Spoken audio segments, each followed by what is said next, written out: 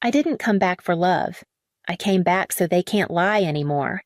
I was 11 when my mother, Elaine Whitmore, leaned across the front seat of our station wagon and said, "Just for the summer, honey. 3 months tops." My father, Dennis, didn't say anything. He kept his eyes on the gravel road that curved like a scar into the Ohio hills. His jaw was tight, his hands too steady on the wheel. They dropped me off in front of a farmhouse that looked like it hadn't been painted since the 1960s, 2 stories, brown roof porch swing crooked on one side. It smelled like pine sap and old machines. I remember the wind pulling at my coat, the duffel bag cutting into my shoulder, and the way no one looked me in the eye when the front door opened. Walter Whitmore. My grandfather stood in the doorway, in a flannel shirt sleeves, rolled one hand gripping the frame like he didn't trust the wind either. He wasn't tall, but he seemed solid, as if the house might fall before he would. He nodded once and said, "Well, you'd better come in."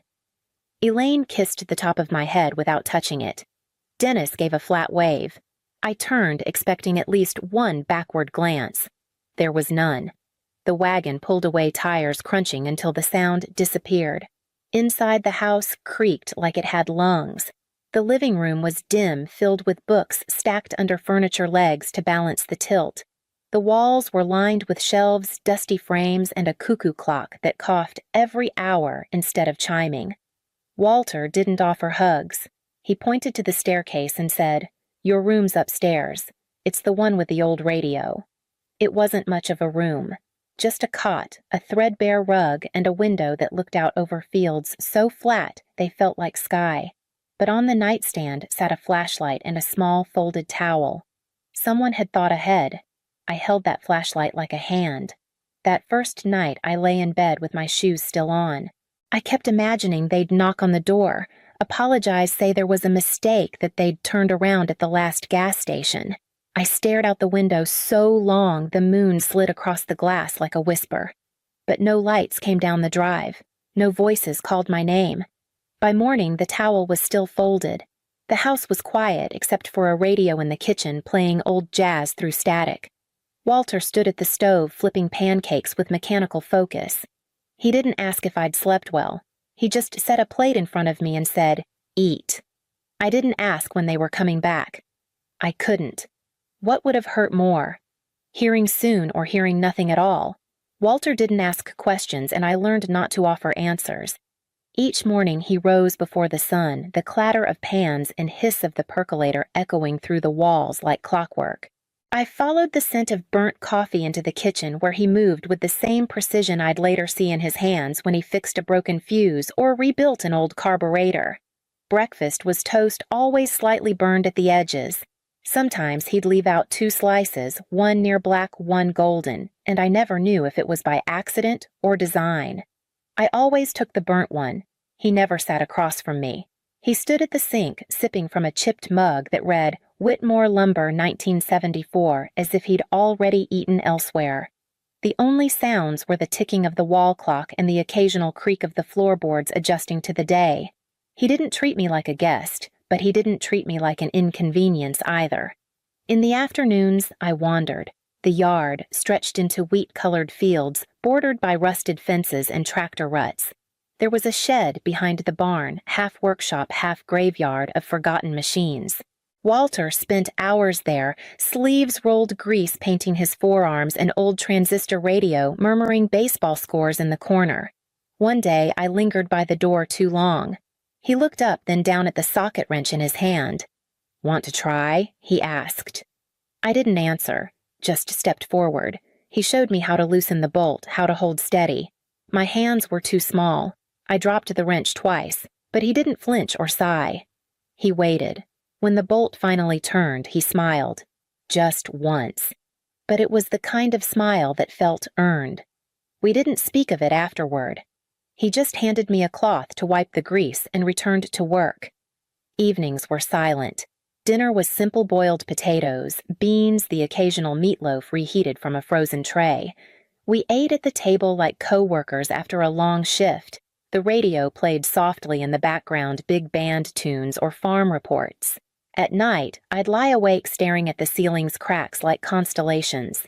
Sometimes I'd trace words in my mind, sentences I would say if they ever came back. I missed you. Did you miss me? Did you know I stayed quiet to be easier to forget? But I never said them aloud, not to Walter, not to anyone. Instead, I began to leave small notes on the workshop bench. Just scribbles, grease cap loose, or saw blade slipping. He never mentioned them. But the next day, they'd be fixed. He didn't praise, he didn't scold, but the shed door was never locked again. It was late October when I opened the wrong drawer. I'd been looking for masking tape in the old oak desk tucked beside the workshop's back wall. Most of the drawers held what you'd expect: nuts, nails, folded shop towels, a flashlight that never worked, but one stuck on the pull. I jiggled it loose and outslid a manila folder with my name written across the top in a pen I recognized as Walter's. I froze.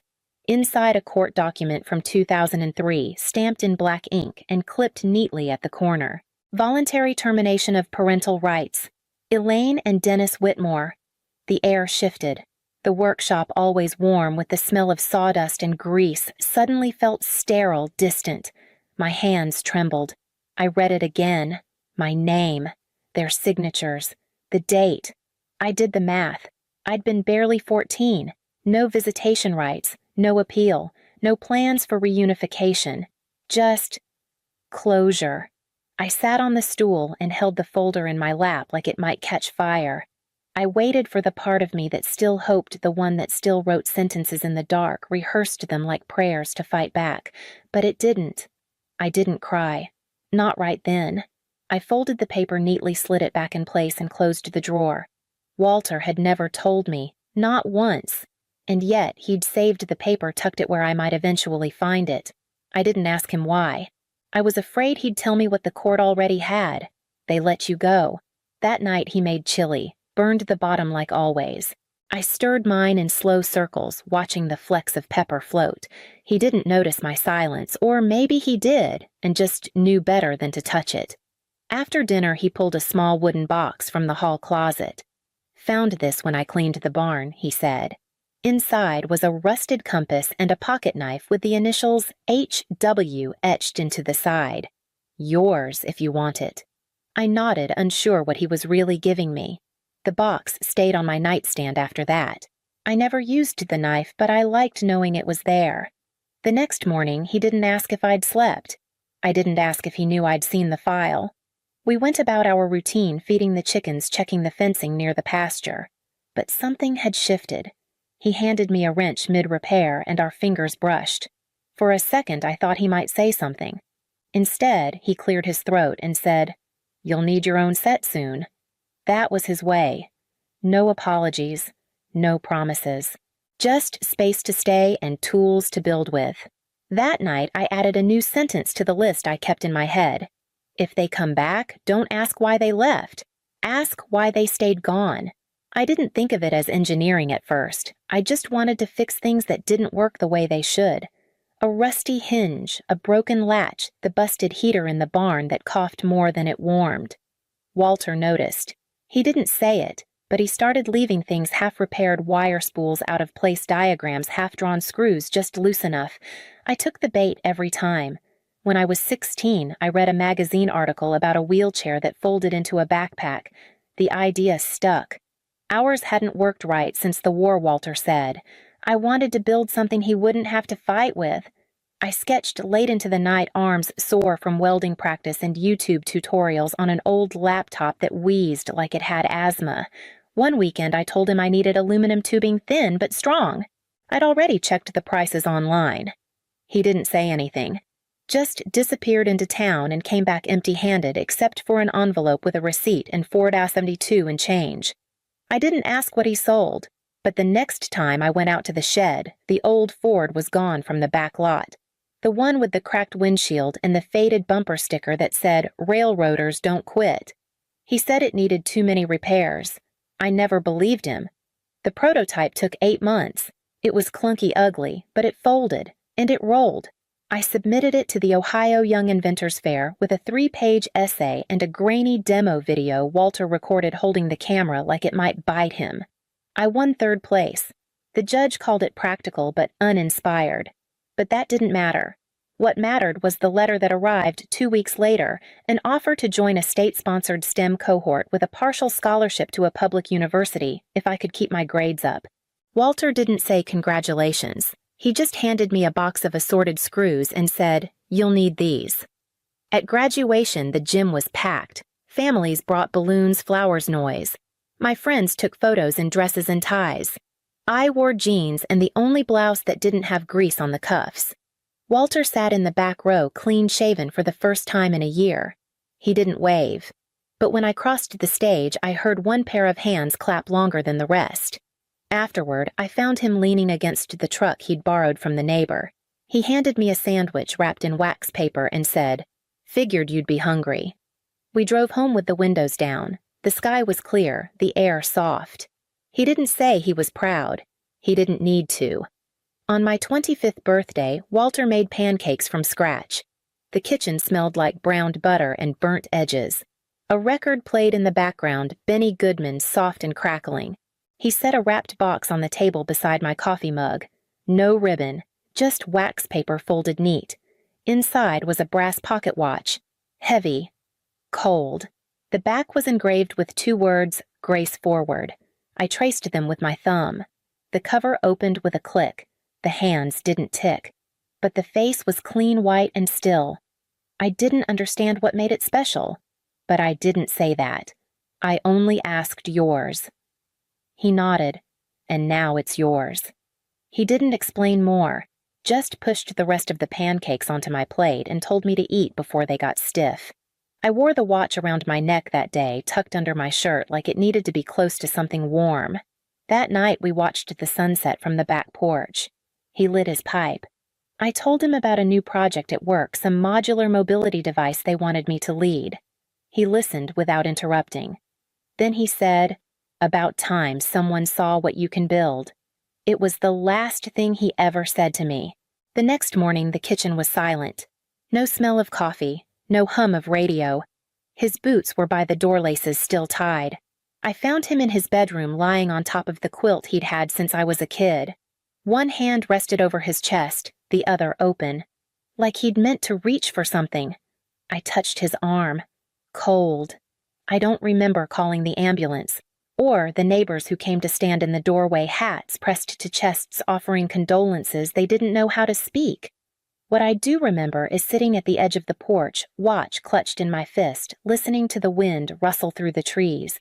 He'd been the only one who stayed, the only one who never asked me to be someone else or someone easier to leave. The house echoed that week. Every corner felt too quiet. The barn light flickered even when I replaced the bulb.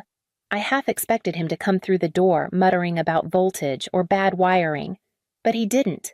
I hung the watch on a nail above the sink. It didn't tick, but I looked at it every morning like it might. The church pews filled slowly that morning. Farmers in pressed flannel, retired engineers in faded ties, women who'd baked casseroles in silence for years. No flowers. Walter never liked the fuss. I sat in the second row, just behind the casket, my hands folded in my lap like I was holding something delicate I didn't want to drop. Halfway through the service, the door opened behind me. I turned instinct more than curiosity. Elaine and Dennis. I hadn't seen their faces in 14 years, but somehow I knew them before I knew them. The way my mother's scarf was knotted just so. The way my father's expression flickered between patience and calculation. They walked down the center aisle like they belonged there. Elaine's heels clicked. Dennis nodded at a few strangers. They slid into the front pew like nothing had happened. Like this was just another chapter in a story they were still writing. After the final hymn, Elaine turned and met my eyes. She stood and opened her arms. "Oh, Ruth," she whispered, folding me into a hug before I could move. "You've grown so much. I've missed you." I didn't return the gesture. My arms stayed at my sides, stiff as fence posts. She smelled like lilac and money. Dennis offered a handshake, then pulled me close for a one-armed embrace I didn't return. "I didn't know you were coming," I said flatly. Elaine's eyes shimmered. "Of course we came. We were devastated when we heard. Walter meant so much to us." I didn't say what I wanted to that Walter never spoke their names. Not once. Outside in the shade of the sycamores, they led me toward the parking lot, away from the neighbors offering potato salad and polite memories. "We should catch up," Elaine said. "Talk. About everything Walter left behind." There it was. I stopped walking. "What exactly are you here for?" I asked. Dennis's smile was tight. "To help. It's a lot to manage. The farm, the house, the assets. You're young. You shouldn't have to do this alone." Elaine placed a manicured hand on my arm. "We want to be a family again," she said softly. "It's what Walter would have wanted." I pulled away. "You signed me away," I said. "I wasn't a secret. I was a burden. You didn't lose me. You left me." Elaine's smile twitched. "That's not fair, Ruth." "No," I said. "It's not." Dennis stepped forward, voice calm. "Don't let bitterness get in the way of practicality. He left a lot behind. It affects all of us." I looked at them, well-dressed, rehearsed, already thinking in dollar signs. "He's not even in the ground yet," I said. "And you're already circling." They blinked. But I didn't wait for a response. I turned and walked back toward the church, toward the people who had shown up long before the money did. The lawyer's office smelled like old leather and fresh printer ink, walls lined with degrees. A window behind the desk looked out over the river, the water gray and low. Her name was Margaret Blake, late 60s, sharp blazer hair like steel wool pulled into a bun. She didn't smile much. I liked that. Elaine and Dennis were already seated when I arrived. Margaret didn't offer pleasantries, just motioned for me to sit. "This won't take long," she said, opening a folder. I glanced at my parents. Elaine folded her hands neatly in her lap. Dennis leaned back like this was routine. Margaret cleared her throat.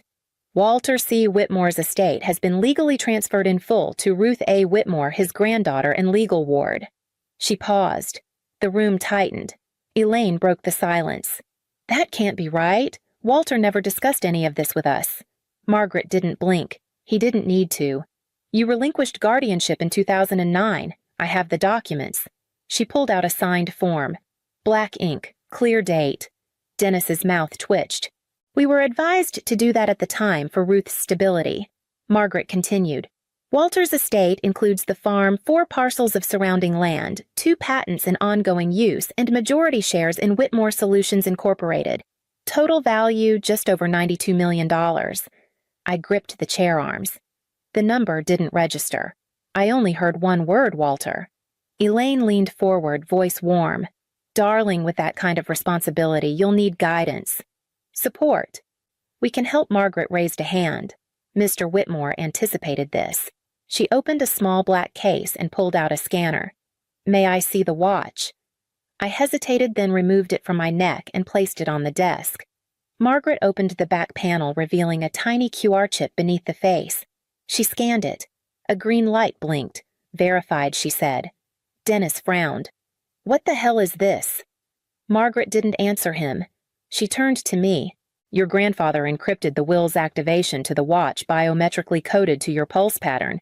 No one else can claim the estate. The documentation, witness records, and encryption logs are all in this folder. You are the sole heir, Ruth." Elaine stood, her voice cracked. "You can't be serious. She's a child." I looked at her. "I'm 25.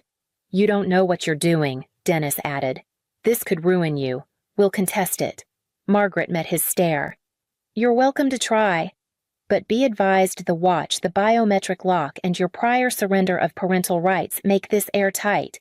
You will lose." Elaine's face paled. She turned to me, eyes wide. "Ruth, you don't want a war in court, do you? Just talk to us?" I stood the watch cool in my hand. "You've had 14 years to talk to me," I said. "You chose silence." Dennis glared. "You'll regret this." I walked out before Margaret could say another word. The hallway smelled like floor wax and something burnt. Outside, the river moved slow and sure. I held the watch tight, feeling the tick that wasn't there, just the echo of everything Walter had prepared long before I even knew I'd need it. I returned to the farm by dusk. The gravel crunched beneath the tires of Walter's old truck. The porch light was on, though I hadn't left it that way. A small thing, but it set something off inside me. The house was quiet, too quiet. I did a walk through doors, locked nothing out of place, but still the air felt touched, as if someone had stood too long in the center of the kitchen just staring. The next morning I found a manila envelope tucked under the front gate. Inside, a formal notice, intent to challenge the will, filed by Dennis and Elaine Whitmore, natural parents of Ruth A. Whitmore, on grounds of undue influence and questionable mental competency of deceased party. Below it, a second envelope. No letter. Just printed screenshots of my grandfather's last medical visits, highlighted for blood pressure and cognitive decline. They were playing dirty. That same afternoon, they appeared. Again. A black SUV rolled up the dirt road like a hearse that didn't know when to stop coming. Elaine stepped out first, sunglasses hiding her eyes. Dennis followed, phone already in hand.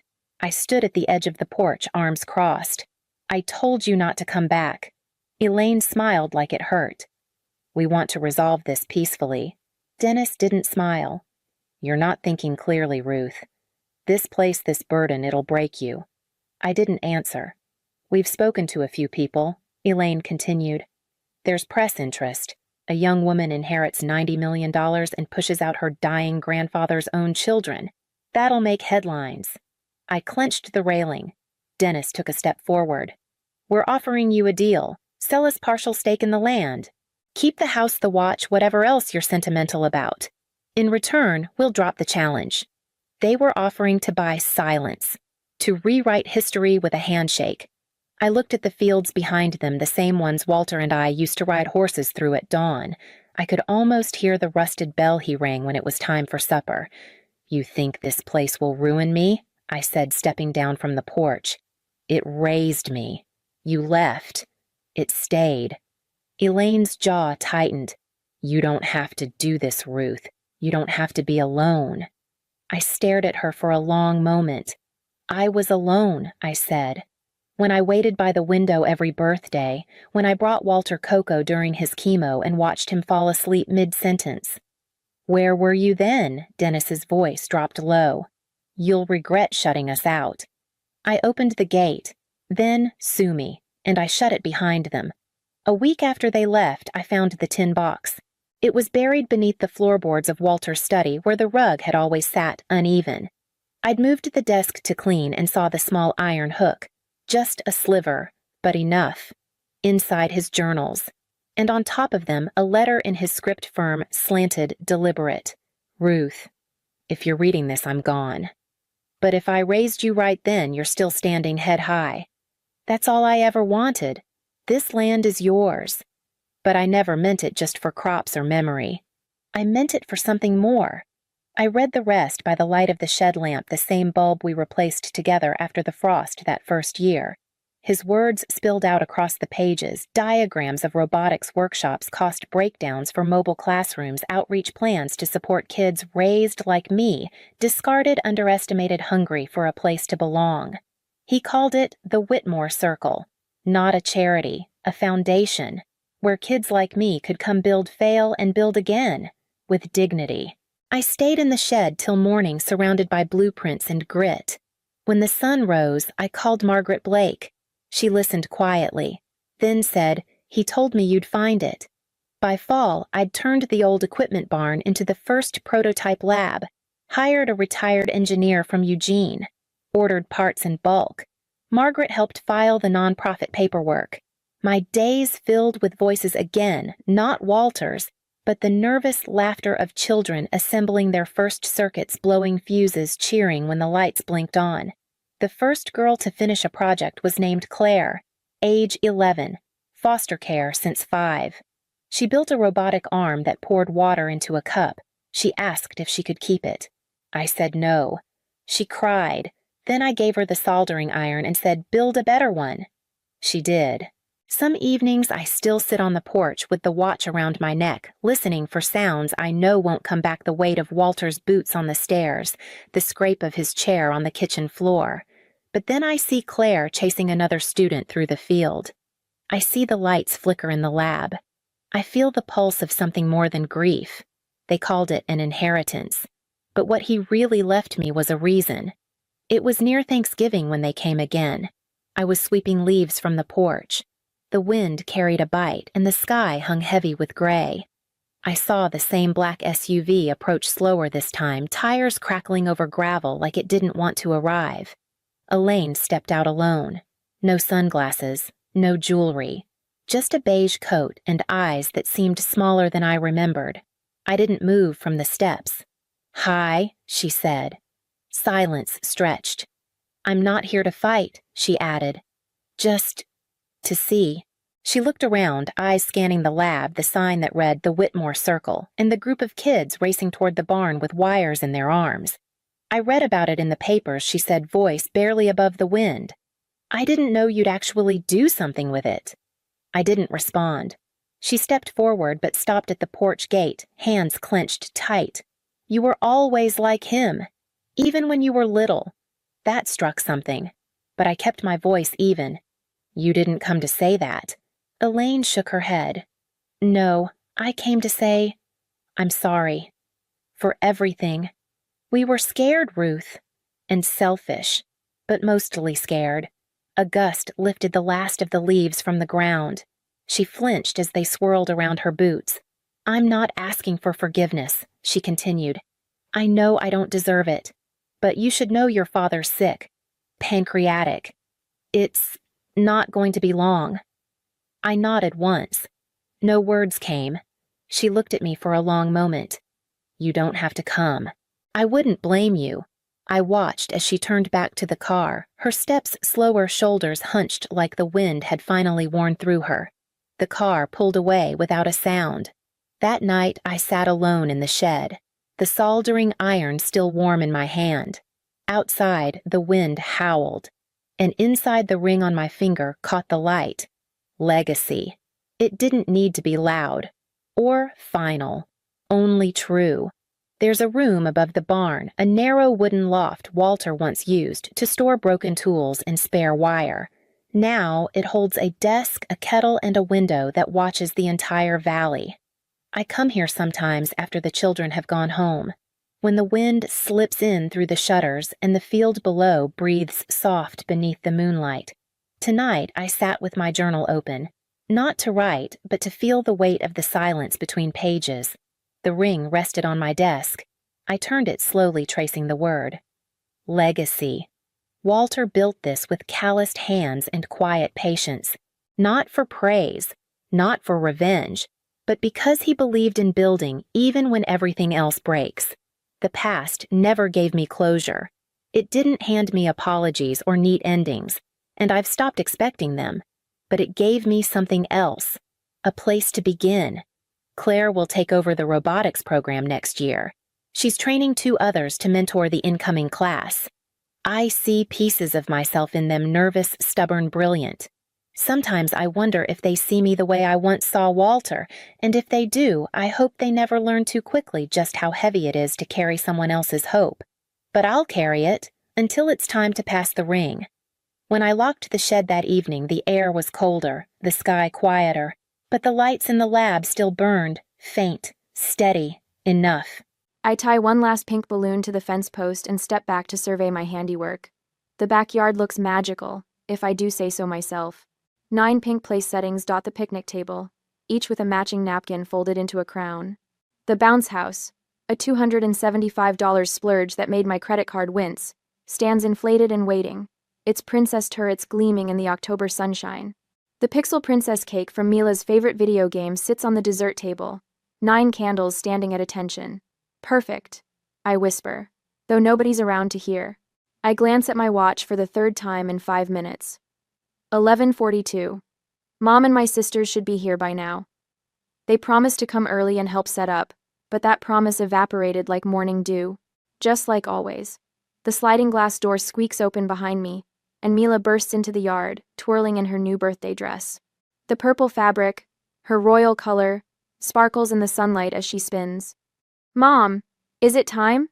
Is it time? She bounces on her toes, then freezes. Her eyes dart around the empty backyard, scanning for faces that aren't there. Where's Grandma? And Aunt Savannah and Aunt Lacey? Are they bringing Tyler with them? Did they see the bounce house yet? I force brightness into my voice. They're on their way, sweetie. Probably just running a little late. Mila's face falls for just a second before she rebuilds her smile.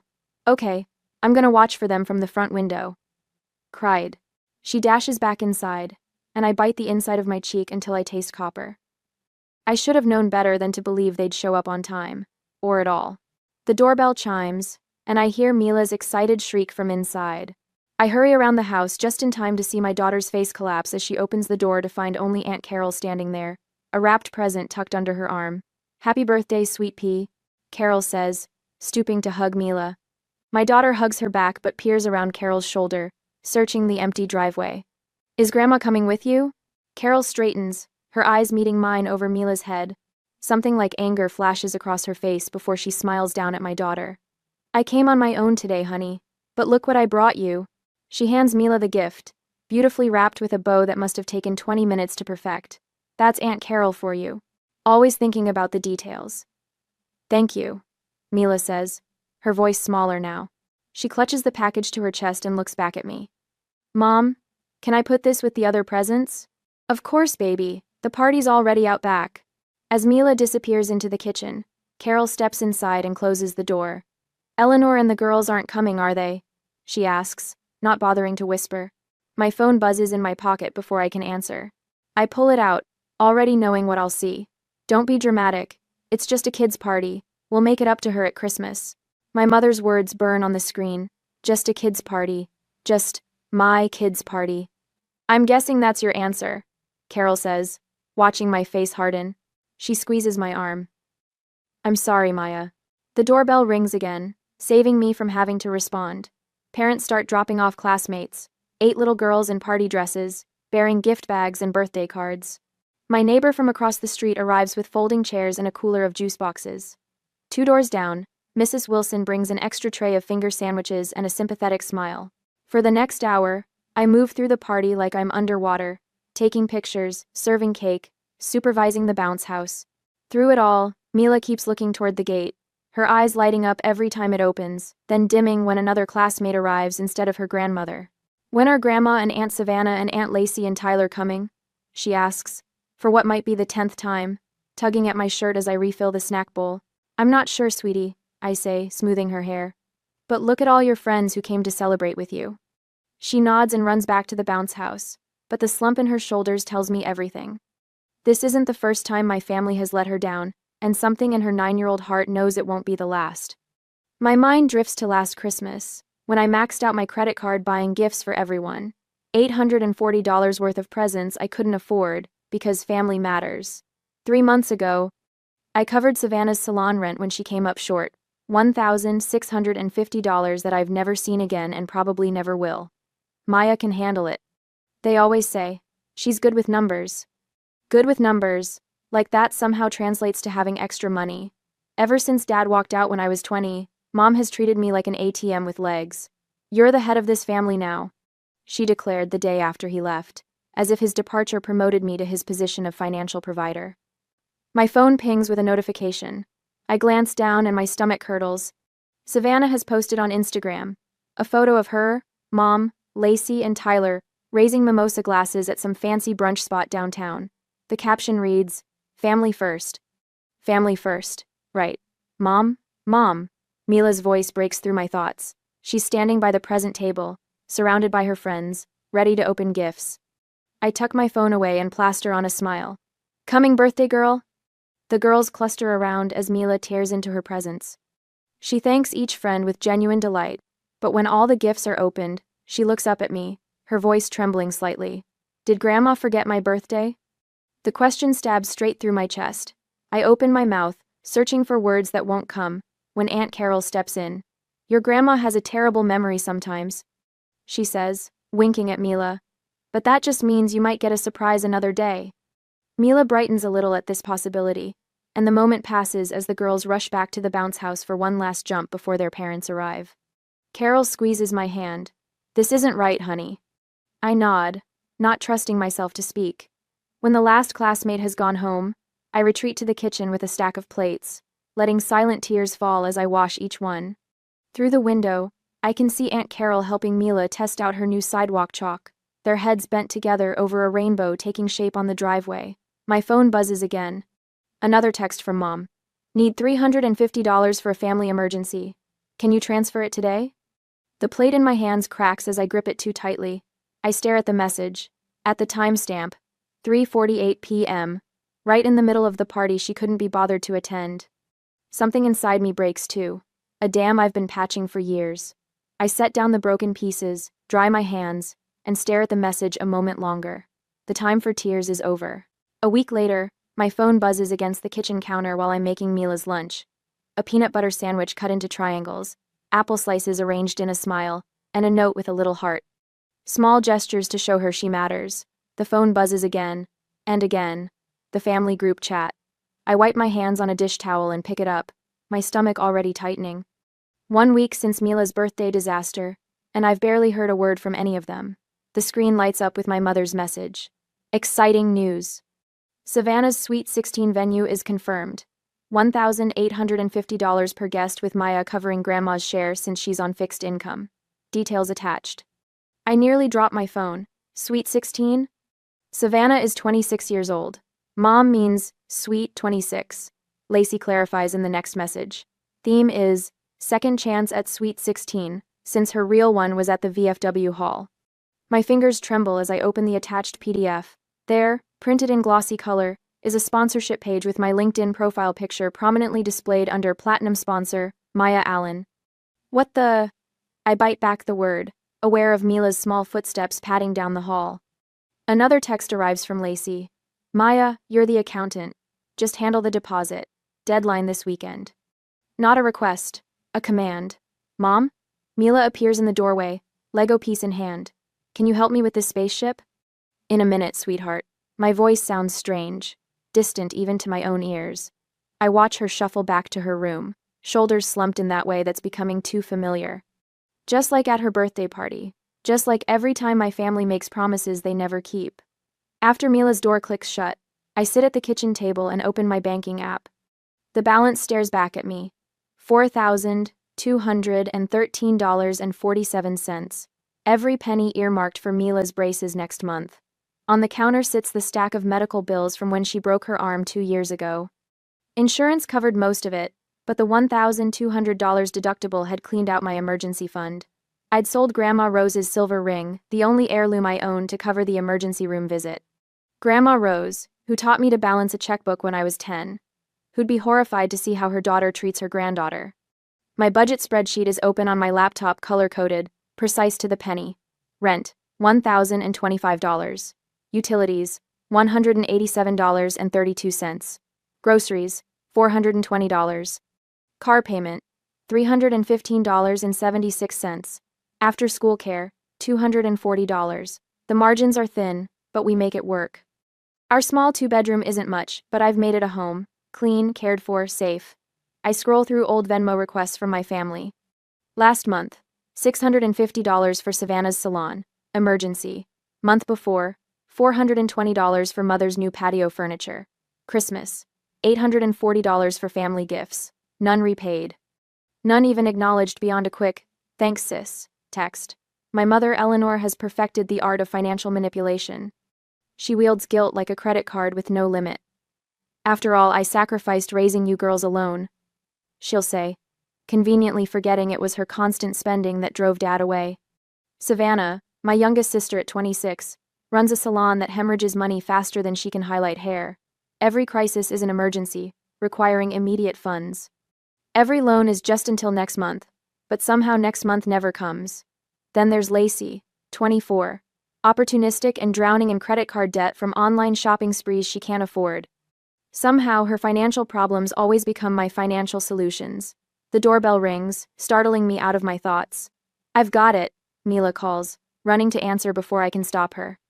I hear Aunt Carol's warm voice in the entryway. "Hello, sunshine. Is your mom home?" Carol steps into the kitchen, arms loaded with a casserole dish. Her eyes narrow at my expression. "What happened?" she asks, setting down the food. I wordlessly turn my phone toward her. She reads the message, her mouth tightening into a thin line. "They've got some nerve," she mutters, sinking into a chair beside me. After missing her birthday. No. They had brunch instead, I say flatly. I saw the Instagram post. Carol reaches across the table and squeezes my hand. Your mother has always been like this, even when we were kids, but you don't have to keep playing along. A knock at the back door interrupts us. Mrs. Wilson, my 1-year-old neighbor, waves through the window. I gesture her in. Brought you some banana bread, she says, then stops, reading the room. Bad time? Family drama, Carol explains. Mrs. Wilson nods knowingly. She's been bringing me casseroles since Mila was born, offering wisdom without judgment. She saw how often I took time off work when family emergencies struck, witnessed the parade of relatives asking for favors but never returning them. Your coworker, James called. Mrs. Wilson says. Something about covering your shift tomorrow if you need it? Said to tell you he's returning the favor. James, always willing to swap shifts when mother demands my presence for some crisis. One of the few people who actually reciprocates. Mommy? Mila stands in the doorway, clutching a piece of paper. Can I hang this on the fridge? It's a school drawing labeled, My Family. Just 2 stick figures holding hands, me and her. My throat tightens as I take the picture. Of course, baby.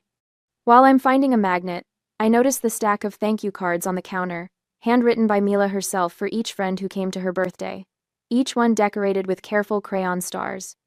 That night, after tucking Mila in, I pass her room and hear her small voice. God, please make Grandma like me more. Something in me shatters. Back at my laptop, I find an email I wasn't meant to see forwarded inadvertently by the hotel. The contract for Savannah's Sweet 16 was signed 3 weeks ago. Before Mila's birthday. They'd known all along they wouldn't be coming. I open a folder on my desktop and create a spreadsheet. Every Venmo request for the past 3 years. The total makes me dizzy. $23,470. My calendar shows 14 vacation days taken for family events, hospital visits when Savannah had minor surgery, helping mother redecorate, driving Lacey to job interviews she never showed up for, 0 days when any of them watched Mila while I worked overtime. I open Facebook. Mother has posted a family photo with the caption, "So blessed with my girls." The picture has been cropped. I was standing at the edge, cut out completely. The anger rises in me, not hot and explosive, but cold and clarifying. For the first time in years, I see the pattern with perfect clarity. I pick up my phone and open Venmo. The next day, I stare at the Venmo app on my phone, fingers poised above the screen as if disarming a bomb. The kitchen chair creaks beneath me as I straighten my shoulders. My mother's latest demand glares from my email inbox, $1,850 for Savannah's Sweet 16, with me covering Grandma's share since she's on a fixed income. As if my income stretches like carnival taffy. The audacity burns through me like acid. They skipped Mila's birthday to plan this extravaganza. In the next room, I hear my daughter humming to herself, arranging her stuffed animals for a tea party. No cousins, no grandmother. Just fabric friends who never disappoint her. I tap the screen and create a new payment. The recipient field fills with my mother's name, and I enter the amount, $1. In the memo line, I type a single word, congrats. My thumb hovers over the blue payment button. One press, and everything changes. I think of Mila's face at her party, watching the gate, waiting for family who never arrived. I press send. The confirmation appears instantly. I take a screenshot and save it to a new folder on my phone labeled Boundaries. My lungs expand fully for what feels like the first time in years. The kitchen walls seem to widen around me. Mom, can we have spaghetti tonight? Mila calls from the living room. Absolutely. I answer, my voice steadier than it's been in months. By noon, I've made 3 phone calls that should have happened years ago. The locksmith arrives at 2:15, a stocky man named Frank, who whistles through his teeth as he replaces both front and back locks. The invoice reads $175 less than a single small favor my sisters typically request. All set, ma'am, Frank says, handing me 2 shiny keys. No one gets in without these now. While Mila naps on the couch, I create a spreadsheet documenting every loan my family hasn't repaid over the past 3 years. The total makes my stomach clench, $23,470. Enough for a decent used car, or a year of community college, or braces for Mila, with money left for a family vacation. My phone buzzes incessantly throughout the afternoon. I silence it after the 20th text. Instead, I draft an email to the hotel, hosting Savannah's event, attaching screenshots of correspondence proving I never authorized using my name or business credentials as a platinum sponsor. The hotel manager responds within an hour, apologizing for the confusion and confirming my name will be removed immediately. By evening, Mila and I sit at our small kitchen table, twirling spaghetti and watching cartoons on the portable TV. She laughs at something silly on screen, tomato sauce dotting her chin. This is enough, I think. We are enough. The doorbell rings at 8:47 p.m. Through the peephole, I see my mother flanked by both sisters. Their faces contort with barely contained rage. Maya Allen, open this door right now. My mother's voice carries easily through the wood. I step back as the pounding begins. The new deadbolt holds firm. Is that Grandma? Mila appears behind me, her eyes wide. Yes, but she forgot to call before coming over, I say calmly. It's too late for visitors tonight. More banging. The doorbell chimes repeatedly. You can't hide in there forever, Savannah shouts. After everything we've done for you. My phone lights up with texts. You're betraying this family. How dare you embarrass us with the hotel? What kind of daughter acts like this? Through the peephole, I watch Mr. Patterson from across the street step onto his porch, arms crossed. The Rodriguez family peers through their blinds. My family has become a spectacle, but for once, I'm not scrambling to fix it. Should we let them in? Mila whispers, clutching my leg. No, honey. Remember our talk about people respecting our home? This isn't respectful behavior. The flash of police lights bathes the living room in blue. I close my eyes briefly. Of course they called the police. When I open the door, Officer Thompson stands on my porch. I recognize him. He coached Mila's soccer team last spring. Evening, Miss Allen, he says, his expression professional but kind. We received a call about a family dispute, something about threats, and a family heirloom being withheld. Behind him, my mother puffs up like a peacock. She's refusing to return property that belongs to our family, she announces, and she's sent threatening messages. I feel Mila's small hands gripping the back of my sweater as she hides behind my legs, her stuffed rabbit clutched to her chest. May I come in for a moment? Officer Thompson asks quietly. At my kitchen table, I show him everything. The texts, the emails, the receipts, the screenshot of my $1 Venmo payment. I've been financially supporting them for years without repayment. I explain. I changed my locks today because I'm establishing boundaries. There are no heirlooms, no threats. Just me saying no for the first time.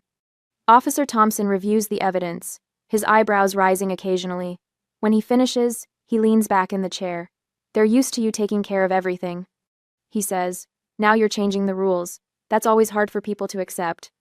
He returns to the porch where my family waits, their certainty visibly diminishing as he speaks to them. Minutes later, they retreat to their cars, my mother's finger jabbing in my direction before they drive away. After checking the locks twice, I find Mila sitting on her bed, small legs dangling over the edge. Mom, she says, her voice barely above a whisper. Am I not important enough? Is that why Grandma and my aunts didn't come to my birthday? The question knocks the wind from me. I kneel to meet her eyes, taking her small hands in mine. No, sweetheart, you are the most important thing in the world. That's exactly why I have to protect you from people who don't value us. My phone buzzes on the nightstand. Another text from my mother. You'll regret this. Family is everything. I delete it without responding and tuck Mila into bed, pulling her comforter up to her chin. It's just us two, I tell her, smiling genuinely for the first time in days, and that's plenty. After she falls asleep, I check my phone one last time. A text from Aunt Carol appears. You did the right thing. They're furious, but truth is on your side. Another message from Mrs. Wilson next door. Those brownies cooling on my counter aren't going to eat themselves. You fought the right fight today. My coworker, James, need extra shifts to rebuild savings? I can swap Tuesday for your Saturday. An email from Mila's teacher. She seems happier this week. Everything okay at home? I set my phone aside and breathe deeply. The house feels different tonight. Lighter somehow, as if the walls have stopped pressing inward. I've been so focused on building a family that I never noticed a community forming around us, brick by brick, person by person. Tomorrow will bring new challenges. But tonight, for once, I sleep without the weight of impossible expectations crushing my chest. My phone buzzes at 6:30 a.m., jolting me awake before my alarm. I squint at the screen, my stomach dropping when I see Savannah's name. Not a text. A Facebook notification. Savannah Allen mentioned you in a post. I tap the notification with my thumb, already knowing what I'll find. Her profile loads, revealing a paragraph-long status update. When toxic people show their true colors, some folks pretend to care about family until they're asked to contribute. Then suddenly, they're too good for the rest of us. Guess money means more than memories to certain people. 17 comments already, most from extended family and high school friends I haven't spoken to in years. So sorry you're going through this, sweetie. Blood isn't always thicker than water. You're better off without negative energy in your life. I scroll through the comments, each one a tiny needle. Nobody asking for my side. Nobody questioning why I might have sent that single dollar. Just automatic assumption that I'm the villain in this story. The bedroom door creaks open and Mila peeks in, hair tousled from sleep. Mom? Are you okay? I lock my phone and paste on a smile. Fine, sweetie, just checking emails. She believes me, thank goodness, and pads back to her room. I wait until her door clicks shut before opening Facebook again, my finger hovering over the comment box. Paragraphs form in my head, explanations, defenses, receipts, evidence stretching back years. Instead, I type 5 words. I wish you all well. Then I log off, shut down the app, and slide out of bed. The kitchen feels different this morning. Lighter somehow, despite the social media assault. I pour cereal for Mila, make coffee, check her backpack for homework. Normal routines that suddenly feel revolutionary without the weight of pending family demands. My phone rings while I'm washing dishes, a number I don't recognize, but the area code is familiar. I almost let it go to voicemail, then answer at the last second. Maya, it's your Uncle Robert. My father's brother, a ghost from another lifetime. Uncle Robert? I haven't heard from you since. Your high school graduation. I know. His voice sounds older, rougher. I heard what happened with Eleanor and the girls. My shoulders tense. How? Small town, plus your mother called me trying to recruit allies, I suspect. A dry chuckle rumbles through the speaker. Thought you might like to know you're not the first person she's done this to. The dish I'm rinsing nearly slips from my fingers. What do you mean? Why do you think your father left? 20 minutes later, I'm sitting at the kitchen table staring at a photo. Uncle Robert texted me. Dad, at my 5th birthday party, eyes hollow, shoulders curled inward. The same expression I've seen in my own mirror for years. History repeating itself, Uncle Robert had said. She drained him for years. Then she moved on to you. The doorbell interrupts my thoughts. I open it to find Mrs. Wilson from 2 doors down, holding a casserole dish. Chicken and rice, she says, pushing it into my hands before I can object. The ladies from Street Marks will be by with more tomorrow. Mrs. Wilson, that's really not. We've all been watching. She cuts me off, her voice firm but kind. Some of us have been exactly where you are. Family can be wonderful, or it can be quicksand. Before I can respond, she touches my arm. There's a rotation of us keeping an eye out when certain cars drive by. Just so you know. She leaves before I can thank her properly, the warmth of the casserole dish seeping into my palms. I place it on the counter and notice an envelope that must have been tucked underneath. Inside is a $200 gift card, with a simple note. For Mila's needs. No name, no strings attached. Just kindness without expectation of return. The contrast knocks the wind from me. I sink onto a kitchen chair, tears blurring my vision. These neighbors owe me nothing. We exchange waves at mailboxes and occasional small talk about weather. Yet here they are, forming a protective circle while blood relatives wage digital war. That evening, after Mila's asleep, I pull out my budget spreadsheet. For the first time in years, I recalculate without factoring in family emergencies. The numbers shift before my eyes, revealing an extra $732 monthly that's been disappearing into the black hole of my family's demands. $732. Enough for Mila's braces, with some left over. Enough for the education account I've been dreaming about since she started kindergarten. Enough for a modest vacation at the lake this summer, where she can make memories that don't include waiting for relatives who never show up. I stare at the numbers, my breathing growing steadier with each inhale. Then I open a browser and research savings accounts for education. 20 minutes later, I've opened one in Mila's name with a small initial deposit. A start. A seed. The next morning, grocery shopping feels different. I study prices out of habit but realize I'm not calculating each item with the razor-thin margins of before. At the checkout, I splurge on a bunch of tulips, $24 for no reason except they're pretty and will make our dining table cheerful. This small rebellion against scarcity brings a smile to my face that lasts all day. Saturday morning, Mila wanders into the living room while I'm folding laundry. She's wearing her favorite pajamas, the ones with rainbows that are getting too small, but she refuses to give up. "Aren't we going to Aunt Savannah's party today?" she asks, casual as can be. My hands freeze mid-fold. "What?" "The Sweet 16 party. I saw it on your calendar before," she shrugs. "Taylor from school is going. Her mom is friends with Grandma." The familiar guilt surges through me, bitter as copper. Should I reconsider? Am I being too harsh? The questions cycle through my head, old programming trying to reassert control. Then Mila adds, "I don't really want to go anyway. Those parties are boring. You have to wear itchy clothes and smile all the time." Decision made. How about we go to the park instead? The basketball courts should be empty this early. Her face lights up. "Can we get ice cream after?" "Absolutely." Hours later, we're sitting in a booth at Dairy Dream, sharing a $7 sundae. Chocolate fudge drips down Mila's chin as she giggles about beating me at horse.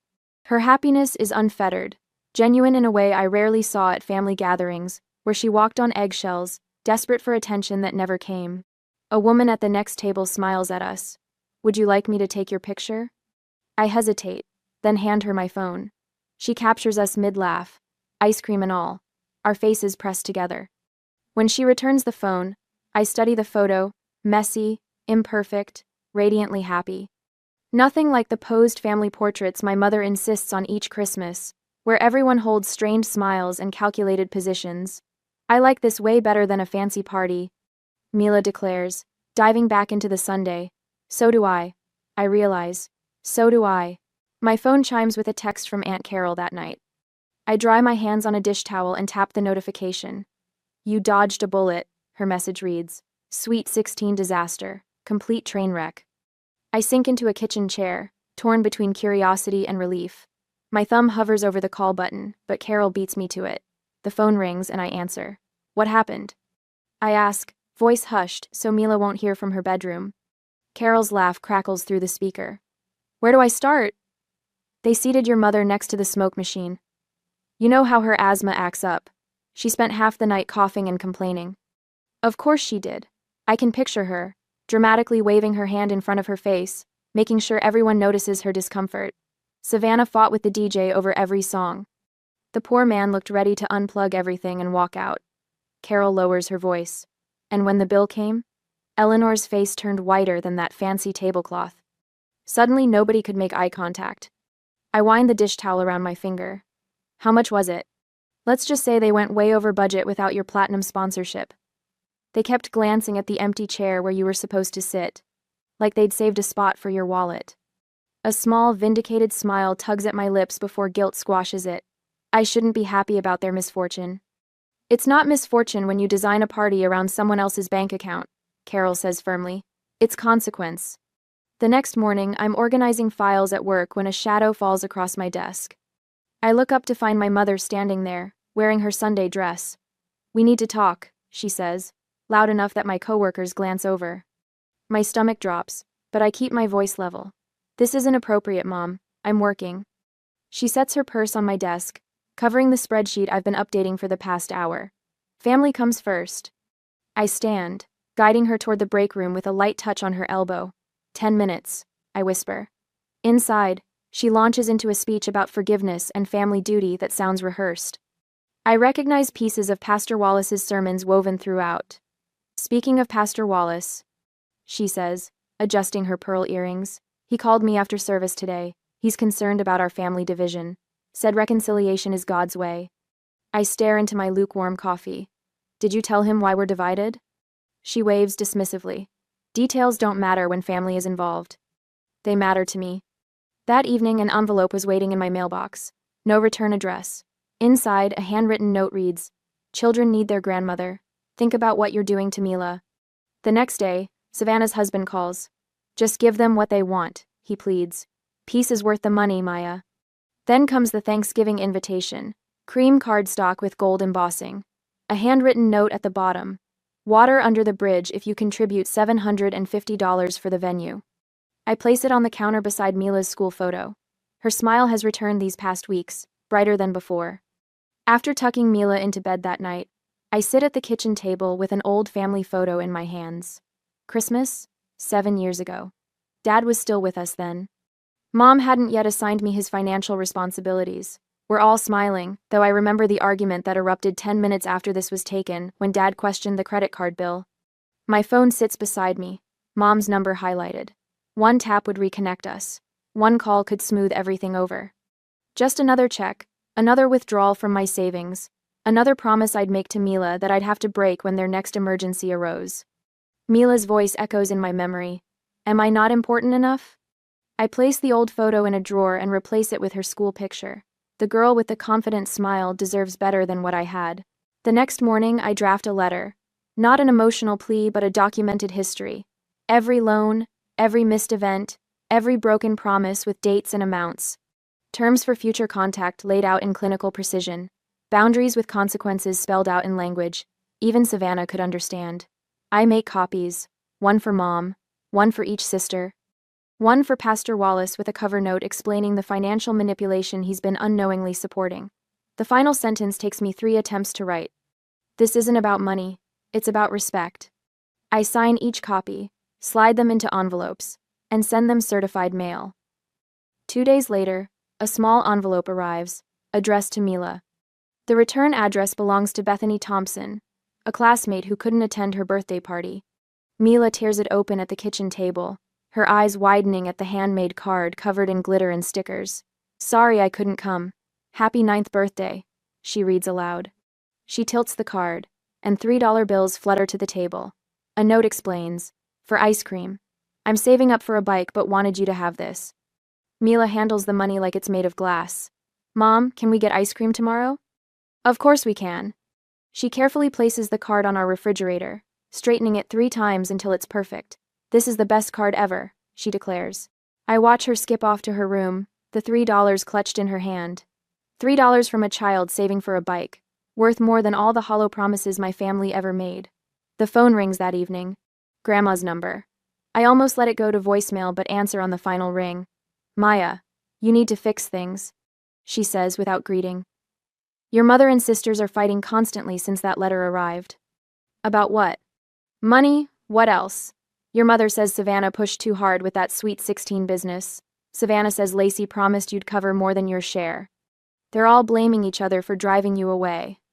I close my eyes, familiar pressure building behind my temples. For a moment, I'm tempted to step in, to mediate as I've always done. Instead, I take a deep breath. I'm not responsible for fixing adult relationships. But you've always been the sensible one. Grandma insists. Yes, I say, watching Mila through her bedroom doorway as she arranges her stuffed animals for a tea party. That's why I'm making a different choice now. I balance on a wobbly stepladder, roller in hand, as soft yellow paint transforms our living room wall. 2 months since I sent that $1 Venmo payment, and the world hasn't ended. In fact, it's gotten brighter literally. Mom, you missed a spot. Mila points with her brush to a patch near the ceiling. Her purple t-shirt bears splatter marks like tiny yellow stars. Got it, Eagle Eyes. I stretch higher, rolling paint over the stubborn white square. What do you think? Better than the old beige? Way better, Mila says, attacking the baseboards with the focus of a surgeon. It's like sunshine inside. The front door opens, and James from work pokes his head in, carrying a bookshelf under one arm like it weighs nothing. Special delivery, he announces. Where do you ladies want this? By the window, I say, climbing down. You didn't have to build it yourself. James shrugs. What else would I do with my weekends? Watch golf? His laughter fills our small house, a sound that once would have made me tense, expecting my mother's judgment about male visitors. Now I just smile, and help him position the oak shelves where afternoon light will hit them. Later, Mila arranges her books by color while I stand back, admiring our handiwork. The calendar on the fridge catches my eye. Movie night, written in Mila's crooked handwriting for Friday. Park day for Sunday. No family obligations. No emergency loans. The tension I carried in my shoulders for years has melted away, leaving room to breathe. Mrs. Wilson called. Mila says, carefully placing her Harry Potter collection on the middle shelf. She wants to know if I can come over tomorrow for knitting lessons. Do you want to go? Mila nods, her eyes bright. She says I have natural talent. Then absolutely. I tuck a strand of hair behind her ear, leaving a smudge of yellow paint on her cheek. Sorry about that. She giggles, deliberately touching my nose with her paintbrush. Now we match. 2 weeks later, Mila stands in front of her third-grade class, holding a poster board titled, My Hero. Her teacher, Mrs.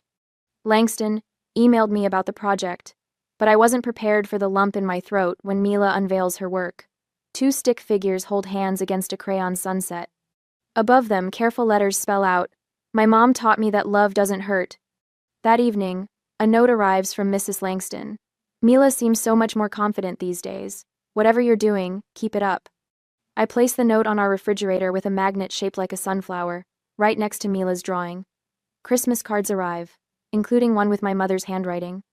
Inside, guilt drips from every line. Families should be together during the holidays. We've all made mistakes. Savannah's text arrives next. I miss my niece. Tyler asks about her.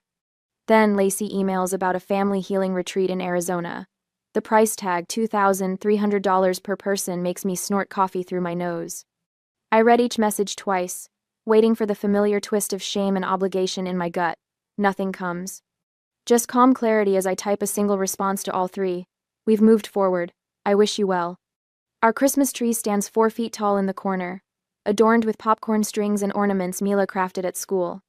The presents beneath it aren't expensive: a new sketchbook, colored pencils, a telescope found at a garage sale, but they're wrapped with care, each tag written in my best handwriting. Mrs. Wilson brings apple cider. James arrives with a casserole that's more cheese than vegetable. Aunt Carol drives 3 hours to join us, bearing homemade cookies and genuine hugs. I brought something else, Carol says, handing me a leather-bound album. The first page reads, Our family of 2 in her elegant script. It's beautiful. I whisper, touching the embossed cover. Room to grow, she replies, nodding toward our guests laughing in the kitchen. January finds me joining a support group for single parents at the community center. February has me volunteering at Mila's school once a month. Uncle Robert, Dad's brother, sends occasional postcards with encouraging notes from his travels. We're building something new, brick by careful brick. As another October approaches, bringing Mila's 10th birthday, I plan a simple celebration. A picnic in the park, a homemade cake, friends who actually show up. The mail brings a card from my mother containing a crisp $50 bill with no strings attached. No demands, no guilt, just, Happy birthday, granddaughter, signed in shaky script. I consider returning it, then slide it into Mila's birthday fund instead.